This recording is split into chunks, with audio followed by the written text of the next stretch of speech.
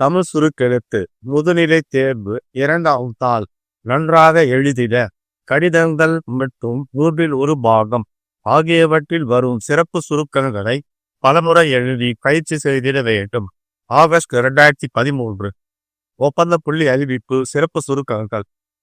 தமிழ்நாடு பொறியாளர் கூட்டு குடிநீர் மேம்பாட்டு திட்டம் பணிக்கான மூடி முத்திரையிடப்பட்ட ஒப்பந்த புள்ளிகள் வரவேற்கப்படுகின்றன. 1000 ரூபாய் ஒப்பந்த புள்ளி பொறியாளர்கள் பெற்று கொள்ளலாம். முன்வைப்பு தொகை 10 லட்சம் ரூபாய். பூர்த்தி செய்யப்பட்ட ஒப்பந்த புள்ளிகள் பிற்பகல் மணி வரை தரப்பட்டு மணிக்கு வருகை தரும் ஒப்பந்தக்காரர்கள் முன்னிலையில் பிறக்கப்படும். பத்திரிகை விளம்பரம். சிறப்பு சுருக்கங்கள். மேற்பார்வையாளர் தேர்வை கல்வி தகுதி பெற்றிருக்க வேண்டும். செய்ய வேண்டும். பாஸ்போர்ட் புகைப்படம் சான்றிதழ்களின் நகல்கள் சுய விவர குறிப்புடன் நாட்களுக்குள் என்ற முகவரிக்கு விண்ணப்பிக்கவும். விளம்பர தயார் செய்க. விபத்து அறிக்கை. சிறப்பு சுருக்கங்கள். வந்தபோது காவல்துறையினர் வழக்கு பதிவு நேரில் பார்த்ததாக அறிக்கை தயார் செய்க. பத்திரிகை ஆசிரியருக்கு கடிதம். சிறப்பு சுருக்கங்கள். பொதுமக்கள் சுற்றுச்சூழல் நடவடிக்கை எடுக்க வேண்டும். இது குறித்து தினமலர் ஆசிரியருக்கு கடிதம் வரைக. 1/1 பாகம். சிறப்பு சுருக்கங்கள். மாவட்ட ஆட்சித் தலைவர்கள் காவல்துறை கலந்து கொண்டு மாண்புமிகு முதலமைச்சர் அவர்கள் இன்றைய தினம் தொடங்கி வைப்பதிலும் பெருமகிழ்ச்சி அடைகிறேன்.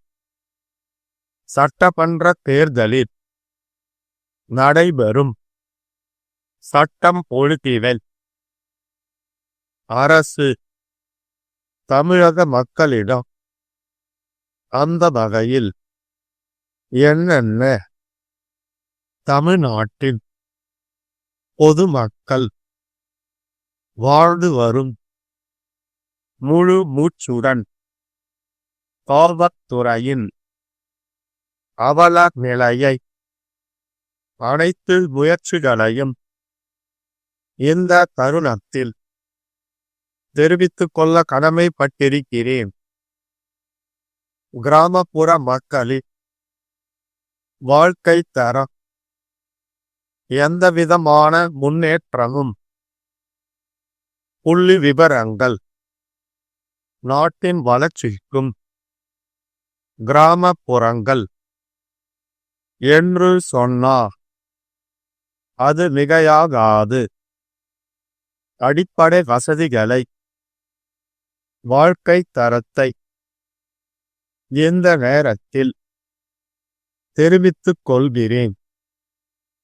அடுத்ததாக ஆதி திராவிட பிற்படுத்தப்பட்ட பொறுத்த வரையில் போதுமான முன்னேற்றம் வறுமை கோட்டிற்கு கீழே அவல நிலை மத்திய மாநில அரசுகள் பல்வேறு திட்டங்களை இந்த நேரத்தில் சுட்டிக்காட்ட விரும்புகிறேன்.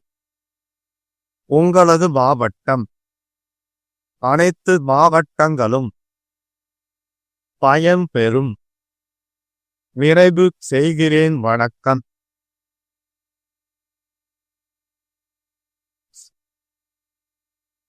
15 seconds. 10 seconds, 5 seconds. Get ready. Start. 1.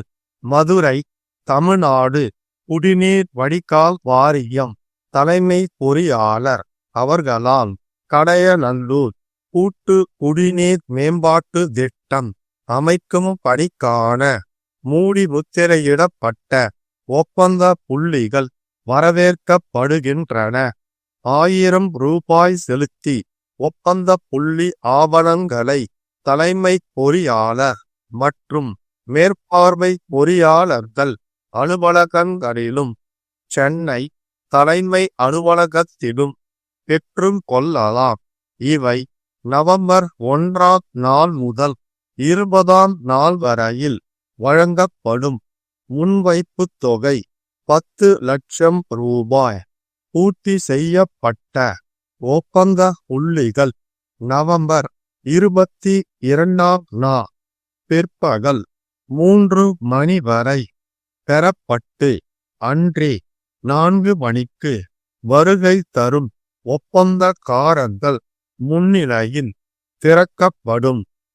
எந்த ஒரு ஒப்பந்த புள்ளியையோ அனைத்து ஒப்பந்த புள்ளிகளையுமோ காரணம் ஏதும் தெரிவிக்காமல் நிராகரிக்க தலைமை பொறியாளருக்கு அதிகாரம் உண்டு. ஒப்பந்த புள்ளி அறிவிப்பு தயார் செய்க. 2. கல்லூரி உணவு விடுதிக்கு சமையல் மேற்பார்வையாளர் தேவை. விண்ணப்பிப்பவர் சமையல் கலையில் பட்டம் அல்லது அதற்கு இணையான கல்வி தகுதி பெற்றிருக்க வேண்டும். உணவிற்கான மூல பொருட்களை பெறுதல் மற்றும் உணவு வகைகளை தயாரிப்பதை மேற்பார்வை செய்தல் ஆகிய பணிகளை செய்ய வேண்டும். விருப்பமுள்ளோர் பாஸ்போர்ட் அளவு புகைப்படம், சான்றிதழ்களின் நகல்கள் மற்றும் சுய விவர குறிப்புடன் 10 நாட்களுக்குள் தலைவர் சுப்புலட்சுமிபதி அறக்கட்டளை, அருப்புக்கோட்டை சாலை, மதுரை என்ற முகவரிக்கு விண்ணப்பிக்கவும். விளம்பரம் தயார் செய்க. 3.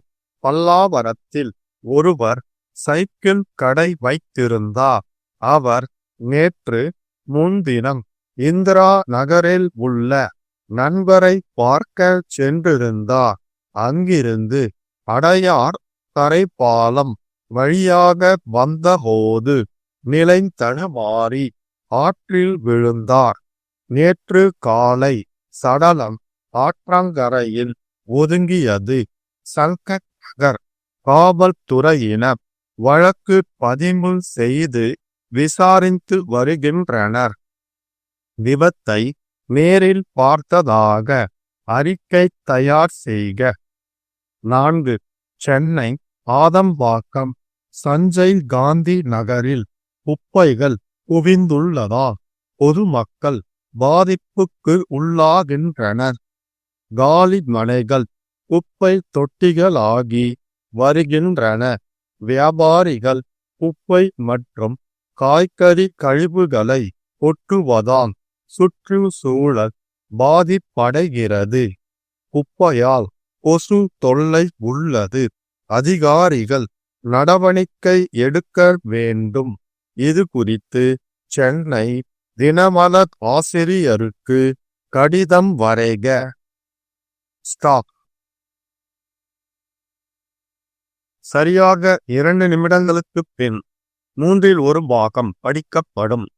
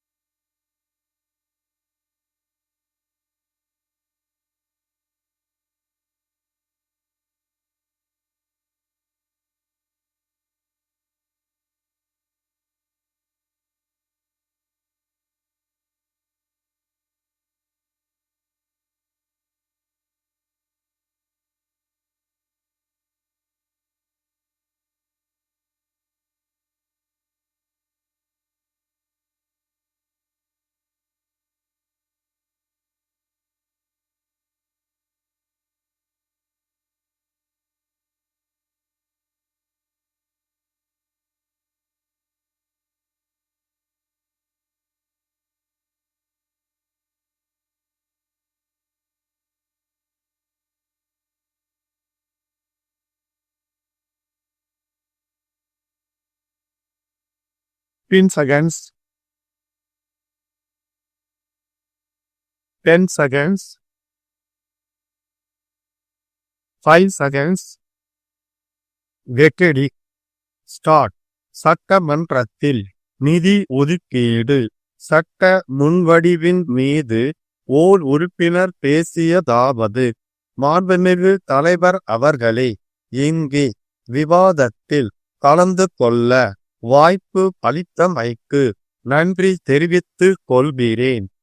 வரவு செலவு திட்டத்தின் மீது பேசியபோது நான் விலைவாசி பிரச்சனையை குறித்து பேச வாய்ப்பு இல்லை.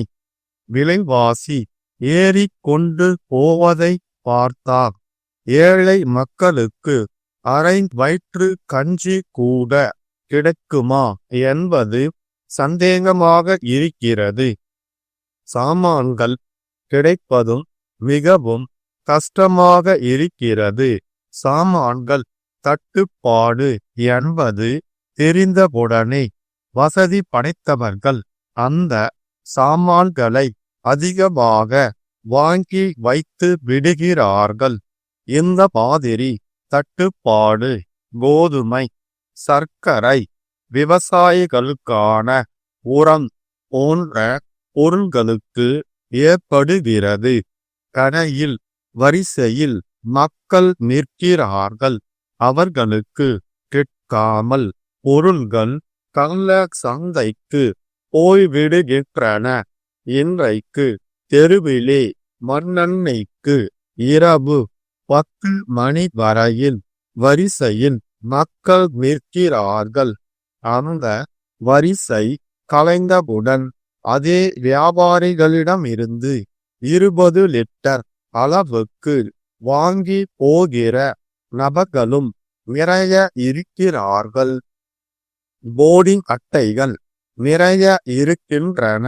அப்படி போலி அட்டைகள் இருப்பதாலே அவற்றுக்கு கொடுக்க வேண்டியதை மிச்சப்படுத்தி கள்ள சந்தையில் விற்கிறார்கள். அதே மாதிரி சிமெண்ட், கோதுமை போன்ற பொருள்களும் தட்டுப்பாடாக இருக்கின்றன. பேக்கரி என்று போர்டு போட்டுக்கொண்டு கோதுமையை நிறைய வாங்கி வெளியில் விற்று விடுகிறார்கள். ரொட்டியில் கோதுமை மாவு போடுவதில்லை. முக்கால்வாசி கோதுமை தவிடுதான் போடுகிறார்கள். இது மாதிரி செய்வதற்கெல்லாம் முற்றுப்புள்ளி வைக்க அரசு நடவடிக்கை எடுக்க வேண்டும் என்று கேட்டுக்கொள்கிறேன். அடுத்து, நெசவாளர்களுக்கு கொடுத்த கடனை தள்ளிவிட்டதற்காக நாங்கள் மகிழ்ச்சி அடைகிறோம். அதே போல விவசாயிகளுக்கு கொடுத்த கடனை கொண்டு அவர்கள் பயிர் விளைவித்து ஏராளமான லாபம் அடைந்திருப்பதால் தள்ளுபடி செய்ய வேண்டியதில்லை என்று சொன்னார்கள். விவசாயிகள் கடன் வாங்கி கிணறு வெட்டுகிறார்கள். ஆனால் அந்த கிணறுகளில் தண்ணீர் வராமல் பாழாகி போகின்றன. அதுபோலவே பயிர் வளர்ச்சிக்கு குறுகிய கால கடன் வாங்கிய பல பேருக்கு நஷ்டம் ஏற்படுகிறது.